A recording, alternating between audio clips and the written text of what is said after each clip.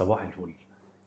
مفيش حد بيصحى الصبح يمسك الموبايل ويكتب على الفيس صباح الخير أنا النهاردة استلفت فلوس عشان أكمل قسط حاجة في البيت ولا مدارس العيال، ولا حد تاني هيكتب صباح الخير أنا النهاردة لفيت على 5 دكتور عشان خاطر تعبان ومحتاج عملية والدنيا معايا صعبة، ولا حد تاني هيكتب آه، أي حاجة هتكون بتضايقه، أي منغصات في حياته، أي حاجة في حياته اليومية بتكون عنده.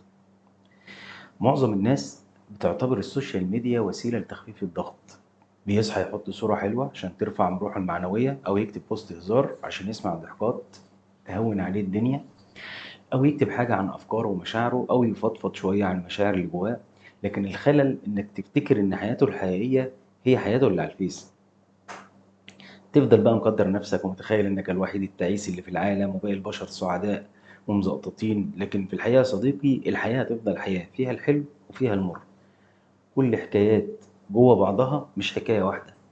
يعني الحيطان مدارية والحكايات اللي جوه البيوت مدارية، وفي حاجات كتيرة صعبة جدا جدا جدا محدش يعرف عنها حاجة. الناس بتحب تحكي عن أي حاجة حلوة على الفيس، يعني مفيش حد بيقول أو يحكي عن خيبته. فنرجع ونقول الناس بتحكي عن الحاجة الحلوة على الفيس، ومحدش يحكي عن وجعه ومشاكله. الوجع ما بيتحكيش، والحزن والشدة كمان ما بيتصوروش.